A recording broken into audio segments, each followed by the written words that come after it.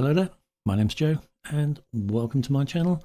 Today we're going to take a look at how we can use the squiddly diddly brackety thing to let us create random words in our positive prompt. So to get us started, let's take a quick look at the positive prompt that I'm using and the squiddly diddly brackety thing brackets, which are called brace. So what we've got here in this comment, a photorealistic, beautiful female, brace, blonde or ginger or pink hair, German barmaid in a medieval tavern holding two, I've emphasized the two, large glass tankards of beer, wearing a red or blue or black traditional German costume, a warm vibe, patrons drinking in the background, 4K. So that's our prompt. And as you can see, we've got two sets of brace there, one for the color of the hair and one for the color of the dress. So so placing words within the brackets will allow you to randomize those words. So let's take a look now at the workflow and see these in action. Okay, so taking a look at my workflow here, it's quite basic, but it's a little bit clunky because I've added on the nodes, I nearly said, the nodes for image to image in addition to my text to image workflow here. And so if I want to flick between the two, if I want to use image to image, I'm just going to connect the latent here up to the latent image here.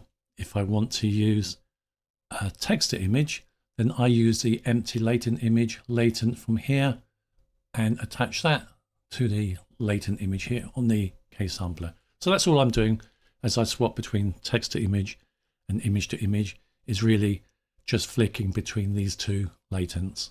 So we can see here that I've already generated an image. This was from the text to image. So this is set up as it was for this image. So the empty latent fed into the latent image here. And I got this result. It's just a coincidence that this happens to look a bit quite like the donor image that I was using here, or have used here, for the image to image. And the reason why it's so similar is because it's pretty much fulfilling the prompts of having blonde, ginger or pink hair, or wearing a red, blue or black dress. So I do notice that it didn't obey the prompt she was supposed to, and I did emphasize it, either be holding or there should be two glasses of beer in the image, but we didn't get that. But that's by the by. So okay, so I've generated this image, text to image, and we got this. Let's just quickly generate an image from image to image, and I'll just show you what I do. So I just come down to my VAE encode. I'll take the router here and bring that up to the latent. You can see the yellow dot now. We're now connected to that, and you can also see that now the empty latent image that I was using for text to image has been disconnected. So currently this is doing nothing at all. So I'll generate a image to image, but the other change that I need to make when swapping between text to image and image to image is I need to look at the denoise.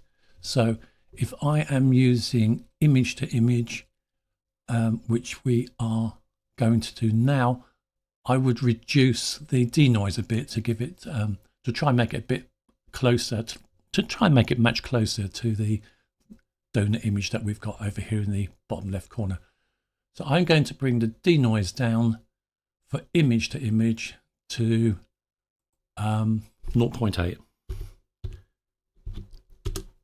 There we go. If I was doing text to image, and when I did previously do text to image, the denoise was at 1. And those are the only changes I'm making.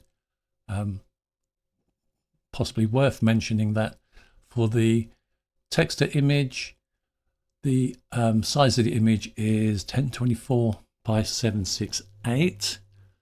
However, for the image to image, the case sampler will take the size of the image from the donor image here, which also happens to be 1024 768. That's my standard size for most of the images I do. So there we go. So let's just quickly generate a image to image, and hopefully we'll get something random.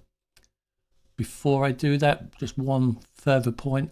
Because these are random, you might randomly get the same output a couple of times in a row. So it can randomly select a blonde in a blue dress 2-3 times, but it's still doing that randomly. It's not doing it consecutively. So just be aware of that. Don't think that you have to have, the next option in line of your whatever you've got inside your brace there.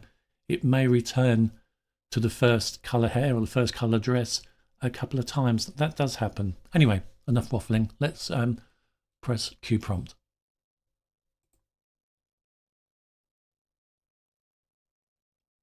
What I'll do is I'll pause here and come back once this image has been generated. So there we go.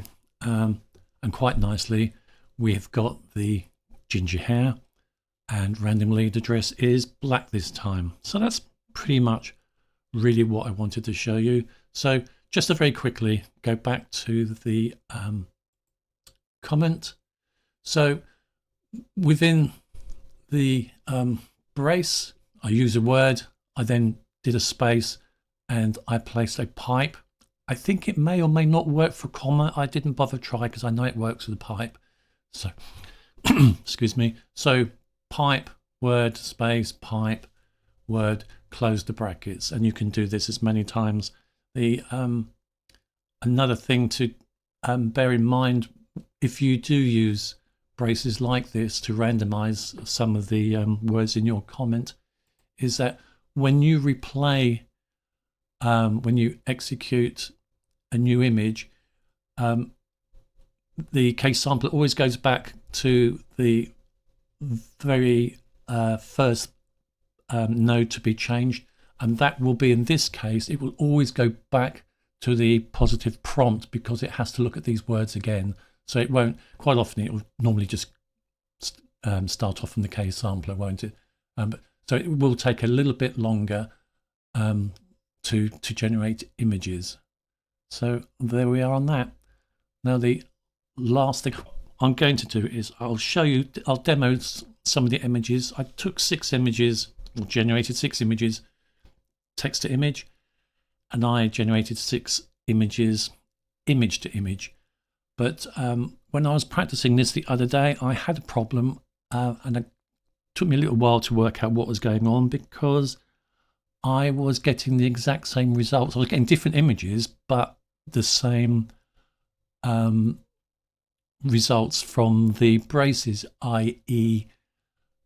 each of the pictures I was generating, for instance, was a girl, I think, with ginger, like this one here actually, with ginger hair and a black dress. And all 3 in a row, whilst I did say earlier that that's a possibility, it seemed to me there was something going wrong, and there was. And what I was doing wrong, and I'll mention this in case anybody else makes the same mistake, is I was using text to image. So this was connected. Let's just reconnect it here, make it look real. There we go. So this was connected. I wanted, as I said, to generate 6 images, but I thought I'll just do 3 at a time, just so I don't overload the memory on my computer. So what I did here is I increased the batch size to 3, which is a mistake because the batch size is not the same as the batch count, and I didn't realize that. So by selecting the batch size and having a prompt with options here, what it did for me was it made its selection, which I think if it was ginger hair and black dress, that is what it's stuck to for these 3 batches. So I then got my resulting images of 3 girls looking almost exactly the same. So what I should have done is realize the difference really between batch size and batch count. So that should have been, I should have left that at 1, and then I should have just increased my batch count to 3 or 6, whatever. So I just mentioned that just in case anybody else has made the same mistake. Batch size, totally different from batch count. I did try to find a decent description for batch size, and I couldn't really come up with one. The best I found is somebody on Google said, well, think of it as if you were making a tray of biscuits. The batch size is how many biscuits you put in that tray, and the batch count is how many times you put that tray in the oven. And that kind of does it for me. I can get that. The more technical descriptions just made no sense to me. So yeah, anyway, I think we're done here. I've shown you how we can randomize words in the positive prompt using brace or the squiggly diddly brackety things, whatever you want to call it. So that's about it. I'll just do a quick slideshow now of text to image, image to image, and I'll show you the 3 images that came out as a set because I've got the batch size wrong, and we're done. So that just leaves me enough time to say thank you very much for your time. I hope you found this interesting. Have a good day and goodbye.